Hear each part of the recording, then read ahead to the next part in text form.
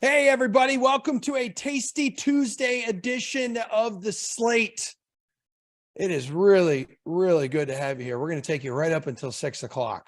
Yeah, a couple bonus minutes for you today. Ooh. We're in the bonus already. Maddie LaMarca, Gare Bear, DK on the ones and twos, producer Eamon trying to keep this train on the tracks. Good afternoon, gentlemen. Maddie, how are you? I'm wonderful. You look wonderful. Ready to, yeah, I felt like a floral shirt kind of day. Like, I don't know. You look like hot, and your energy, I am digging it, and I want it. I want it inside me, your energy. You can always have it. Curious to see if we get another sweep tonight. Ooh. You know, that thing with the Lakers is like, that's about as competitive of a sweep as you'll ever see. Yeah. And I'm curious to see if the Celtics have the same fight in them tonight. Okay. Gare Bear, last night, I know sweeps are always tough pills to swallow for the guys. I feel like that one was even more frustrating for LA because when you look at the numbers, they lost the 4 games in this series by a combined 24 points. And really, to make matters worse, I mean, they had a 15-point lead to start the second half of game 4 last night. Yeah. I mean, it was a frustrating series for a lot of people. I think it was a frustrating series for bettors primarily. For anyone backing the Nuggets, their first 2 wins, I believe they pushed in game 1 and then lost on the hook in game 2. Oh. So again, the Lakers, more than any other team we've seen in these playoffs, not only were they were competitive in Denver, which we just haven't seen many people do. I think we're up to 38-4 this season, including playoffs, when Jokic is available and the Nuggets are playing at home. So, like Matt said, it's a consolation prize of all consolation prizes. Congratulations. You were the best at getting swept over 4 games. But honestly, I think Lakers fans should be pretty happy with what happened over the last couple of weeks. Okay. I mean, I guess they're a championship or busts organization. I get that. But I think, honestly, since the trade deadline, this has been some pretty peak outcome Lakers scenarios. Yeah. I mean, like, to his credit too, Maddie, LeBron James did everything in his power to prevent a sweep. He finished the game last night, 40 points, 10 boards, 9 apples, like a heroic performance, I guess, if you want to call it that, by James. But the issue was he didn't get much help from anybody else. Yeah, and again, it's the same thing we saw in games 1 and 2, sort of just down the stretch. The Nuggets executed better. And even when they didn't necessarily execute great, Nikola Jokic is just a wizard. I mean, that shot that he hit over Anthony Davis, one of the most ridiculous chucks you'll ever see. And it's just the purest swish. He really is. I've been calling him a Jedi. I think that's like the only way to describe him at this point. And the rest of that team ain't bad either. It's pretty perfectly constructed around Jokic's skill set. So they'll be the favorites now to win the title. I mean, if Boston comes back and beats Miami, the Celtics I will crap myself live on Instagram if they come back and do that. Wow. I want everyone to know that. I mean, they were talking to Kevin Millar today. So, it's all possible. It's all on the table. That is annoying me. That is annoying me, by the way, because Jaylen Brown, are you Kevin Millar? No, you're not. And it just seems cheesy to me. And it's just like, guys, stop talking and just win a damn basketball game. Play some competitive basketball. I'm not writing them off yet, by the way. I don't throw that out. No. I think there's a strong chance that they could win tonight. What are the championship odds at here? Okay, so Nuggets minus 280, Heat plus 275. Celtics are plus 1600 right now. All right. But going back to just last night real quick, guys, some biggest news this morning here, Gare Bear, or at least after the game too. You have LeBron James now threatening retirement. Are you buying or selling that? I think it was sort of like a perfect storm. And again, if there's ever been an athlete who knows how to use a circumstance, use social media, use the regular old media to sort of get his point across and make things and make organizations do the things that he kind of wants them to do, or push them in certain directions. It's LeBron. I mean, he's fantastic at it. And I think the loss, the fact that, as you guys mentioned, he played so well. I mean, again, think about not only how insane it is we're talking about any sort of legitimacy to LeBron James retiring, but him doing so after dropping 40 points with 10 rebounds and 9 assists in a playoff game. He's still got it. He's fine. He's going to keep playing, but this is a clear message to the Lakers that I can still, technically can still play the cards that I have and try to force you to do some things. And I don't know. I think the fact that Melo retired earlier in the day is obviously a big part of this too. Like, that's, I can at least understand LeBron being somewhat sentimental and contemplative at that point, just considering one of his best friends retired. But no, he's not going to retire. There's not a single chance in the world. Okay, Maddie, is he emotionally drained, or is this just more of having ultimate leverage? Yeah, I think it's probably more leverage, and the fact that he just was coming off of a sweep. Like, if there's a time when an athlete is vulnerable, it's in that scenario. But the team clearly has some moves they can make with, D'Angelo Russell's contract. He's an unrestricted free agent, so maybe you go like a sign and trade with him, something to that extent, because Russell can't come back. I mean, he was just so bad in this series. They got to find a way to turn that into something.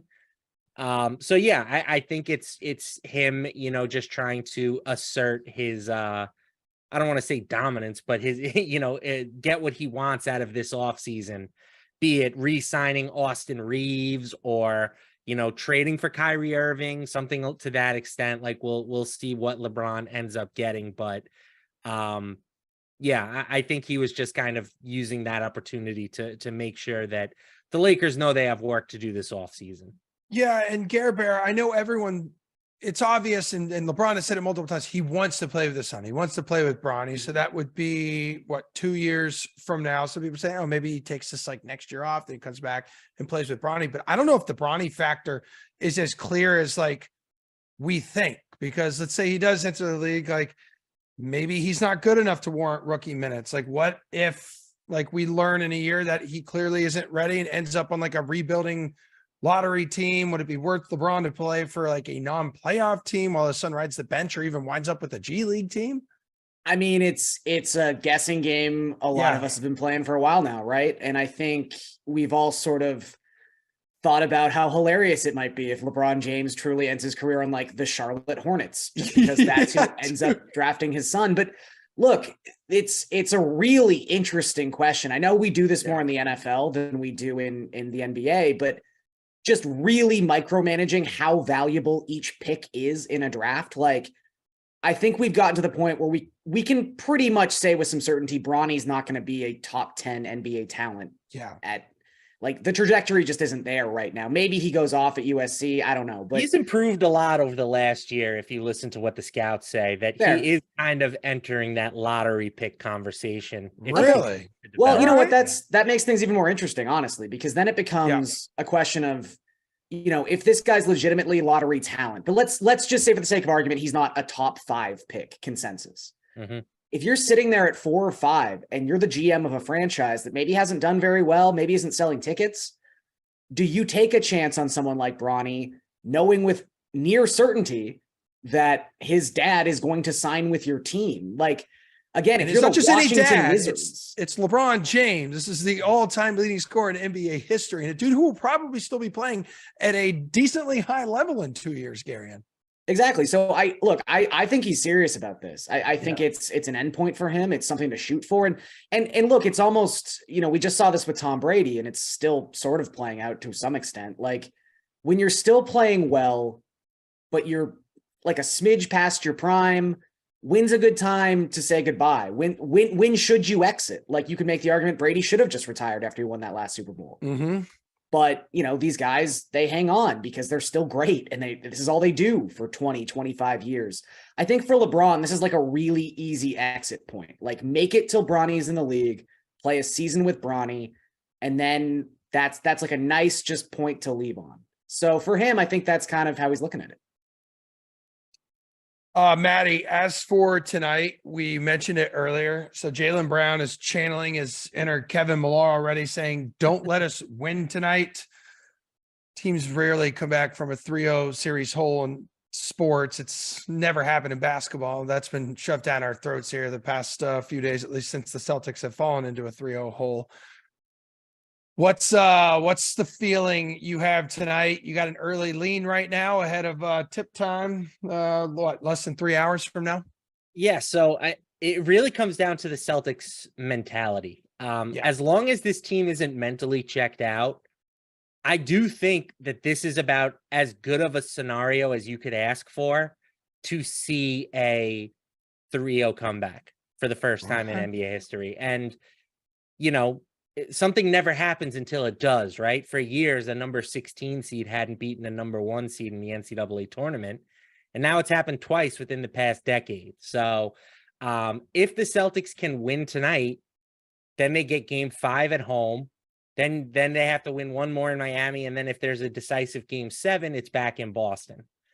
So the shooting discrepancy in this series has been crazy towards Miami.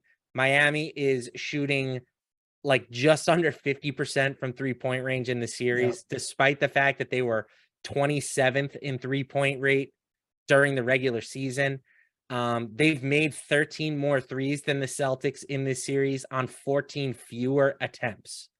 So eventually you got to think that the shooting variance pendulum starts to swing back in the Celtics' favor. And I think that can happen tonight. I mean, but again, it's only going to happen if the Celtics want it to happen. If they're checked out, if they have given up on Joe Mazzulla, if Jaylen Brown does want to be somewhere else, then they will probably lose again, because the Heat have proven they're a team that if you take them lightly, they're going to beat you because they just will outwork you. But I think as long as the Celtics are mentally in this game, they have a very good shot of winning. So yeah, I'll take the Celtics plus 100 on the money line.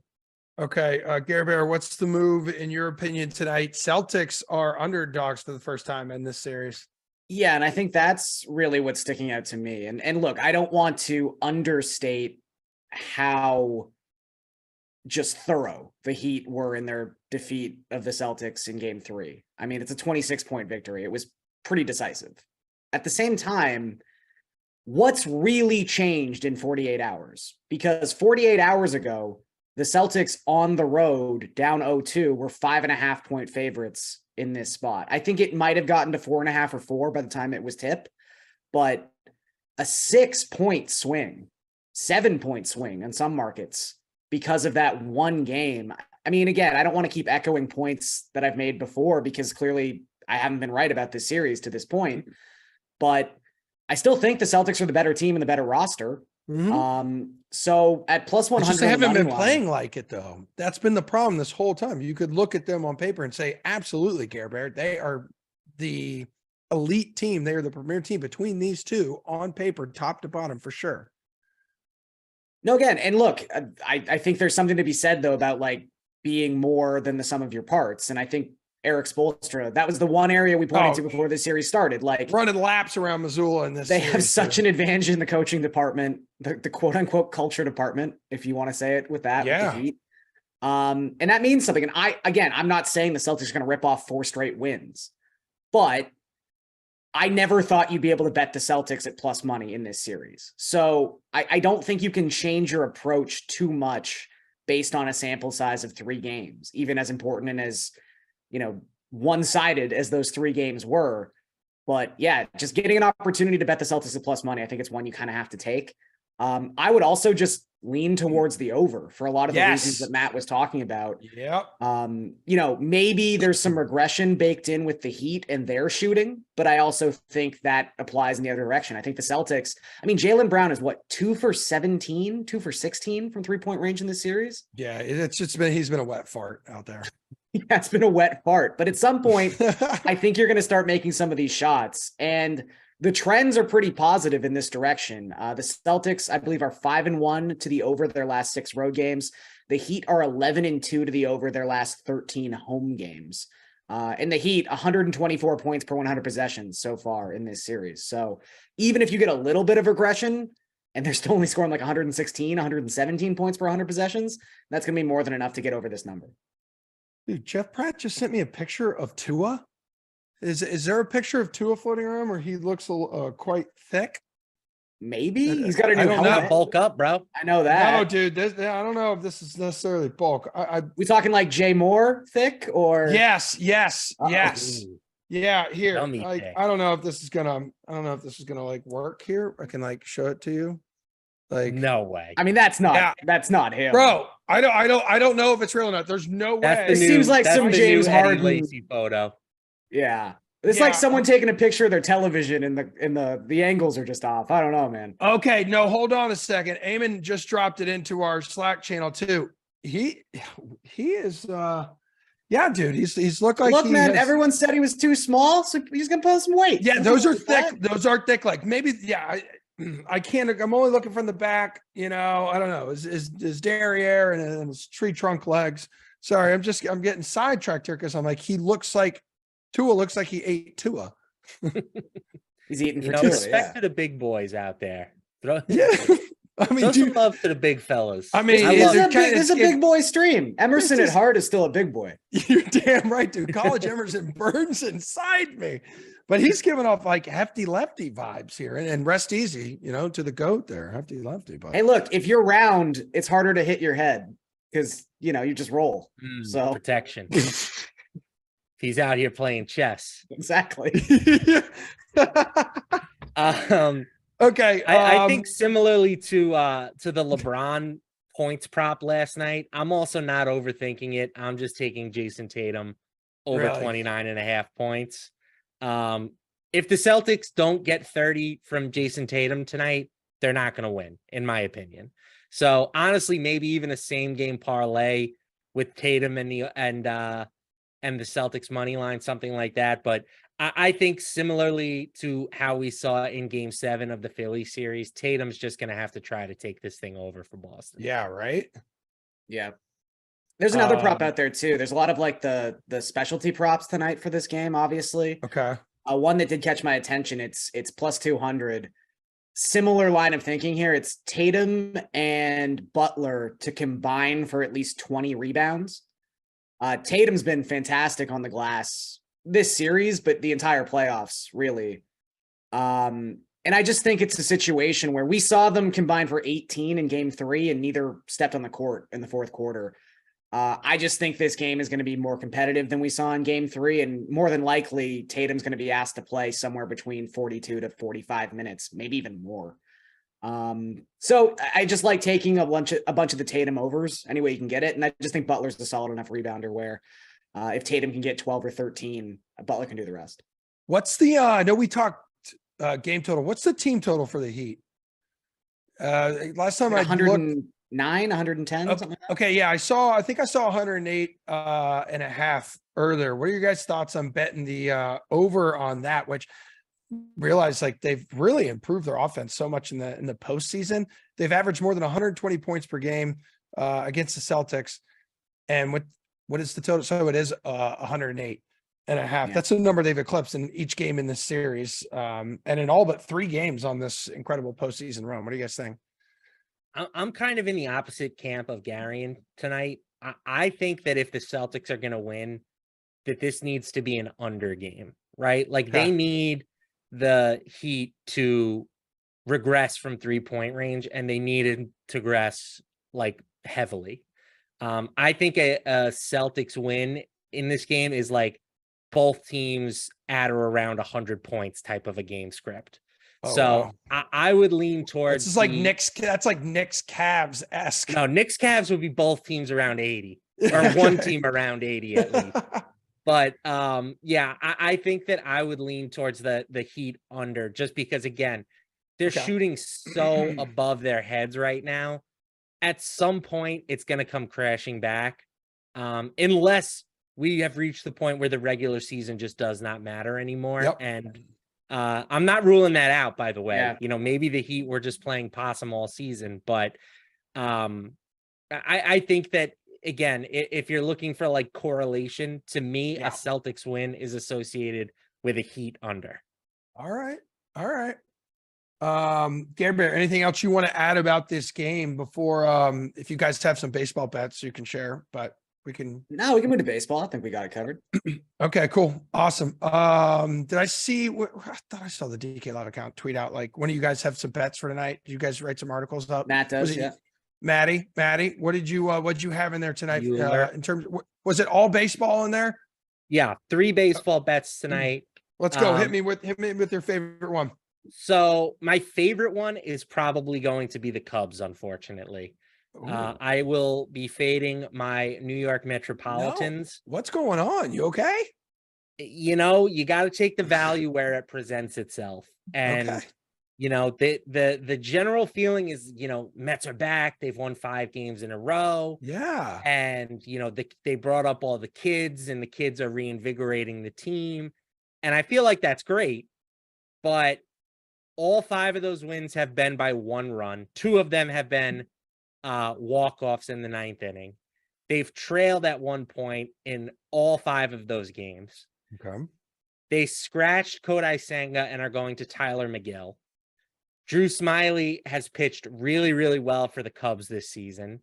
And the Mets are markedly worse against left-handers than they are against right-handers. So I don't just like the Cubs. I really like the Cubs tonight. I think that this is a very good time to sort of sell high on the New York Metropolitans. I don't know, man. Mets are the hot team right now. Cubs have lost 5 straight against teams above 500 too, and have lost 5 in a row when they failed to score more than 2 runs in their previous game.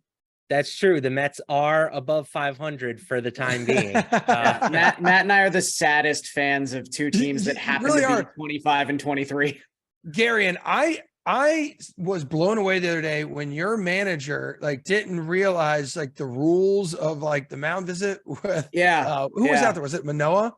Yeah, which I mean, look, I'd Talk take about Manoah thick. out too. I'd find loopholes to get him out of the game if I could. But yeah, That it's was- tough times right now in Blue Jay land. I know one of Matt's other best bets, which I would agree with, is just take the Okay. Rays minus 115. Really? All right.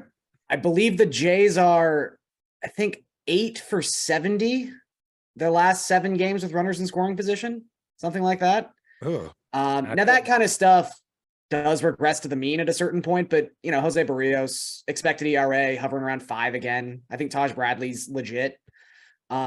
Sort of like it's a pitching matchup that is sort of reminiscent of another bet I like tonight, which is just the Red Sox money line.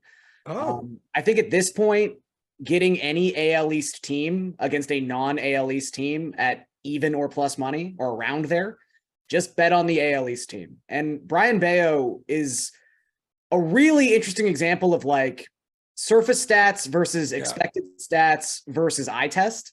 Every time I watch this kid pitch, it's gross.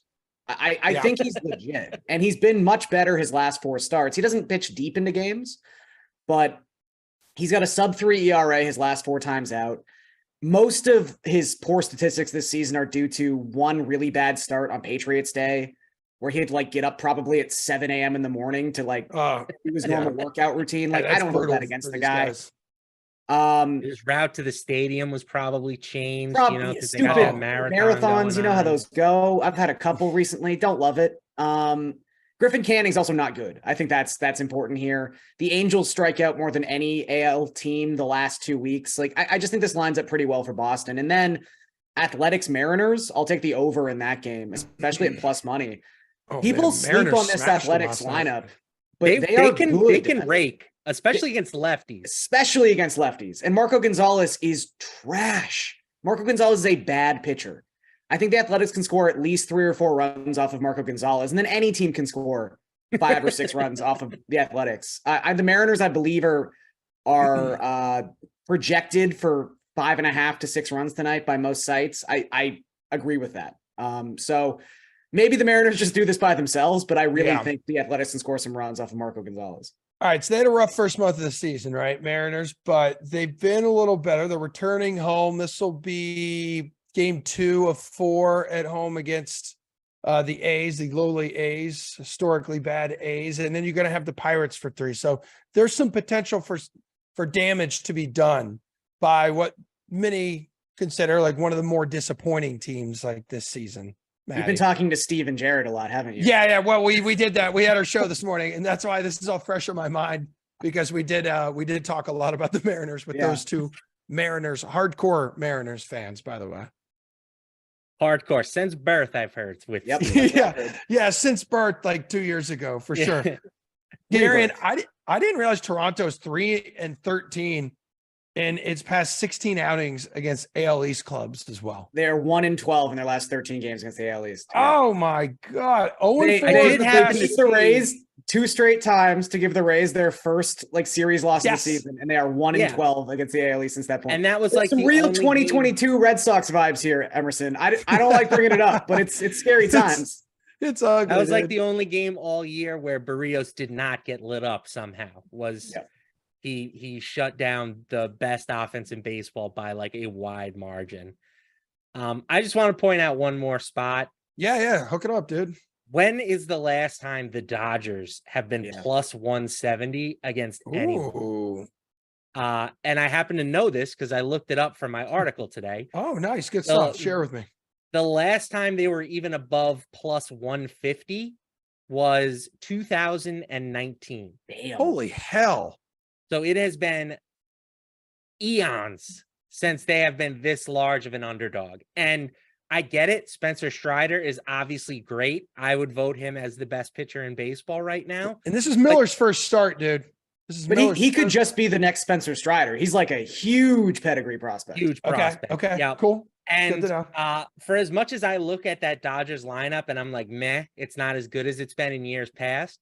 They're still second in the league in WRC plus against right-handed pitchers. Like, and you can score some runs on Strider if you don't strike out, right? When guys make contact against him, he's got a pretty subpar hard hit rate, barrel rate, etc. So I'm just blindly taking the Dodgers as big dogs here. I think it's kind of, when you have a team of that caliber, it makes a lot of sense to do that. Okay. How crazy would it be to actually take the over in that game though? Because Strider's pitching for the Braves. I get that. But here we go. This is a fun little stat for you, Gary Bear. Dodgers boast the second best WRC plus against right-handed pitching this season. Oh, and then you throw in the fact that Miller allowed 3+ earned runs in 2 of his 4 starts in AAA.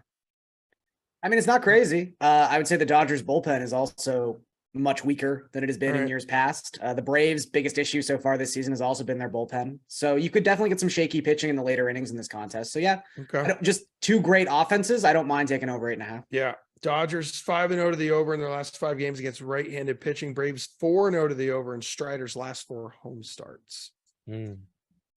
Yeah. Are you okay as a Mets fan? You're doing okay? My downstairs neighbor, Maddie, is he's an emotional wreck, like night in and night out. And I'm just checking in on you because you mean a lot to me. It's been a rough season. I'm not going to lie. The last week was really fun though. You know, a lot of comeback wins. Our young prospects that we've called up are delivering clutch hits. You know, Francisco Alvarez, our top prospect, hit a 3-run homer to tie the game with 2 outs in the bottom of the 9th the other day. Like, it's been fun this past week. So my optimism has increased. It's back to about a 6 or a 7, while it was at probably about a 3 prior to last week. And it started entering the season at what, a 9? I'm never at a 9. Yeah. Okay. But it's about as high as I go, which is like an 8. Yeah. And then you have Francisco Lindor's wife, defending him on Twitter. That came up this morning. Gary, would you want your significant other, your fiance, defending you on Twitter? I guess it depends what I did. Yeah. Okay. But generally, sure. That's nice. Nice to know your wife has your back. Yeah, sure. My wife never has my back on anything. Yeah. Ever. That's why, again, it really matters what I'm being accused of or I'm apologizing for. Listen, your wife has an Emmy, all right, Emerson? She has 2 of them, bro. She has 2 of them. And you know what? Yeah. The talk in this apartment right now is leading up to, she's been nominated for 2 more. Emmy's night is June 10th, Saturday, June 10th. All she is talking about is what she is going to be wearing. It is. You know what, Emerson? You know what's important about that is in your household, each person is averaging 1 Emmy. Ah, indeed. You combine my wife and I, Emmys that we have 2. Yeah, there you go. We have 2. Although I don't think she's batting. I don't think she has a Hall of Fame batting average anymore. She's been nominated so many times. My girl's got to start bringing home more. Otherwise, that's her bed. Real couch right kind of there. Leo DiCaprio situation you got going on. Yeah, no. I don't go that low, buddy. I don't go that low. That's a show. We got to get out of here. I love you guys. It's always fun to be hanging with you, Gare Bear, and you as well, Big Saxy. Thank you, DK. Thank you, producer Eamon. Everybody, The Sweat live tomorrow morning, 11 o'clock Eastern time. We will see you then.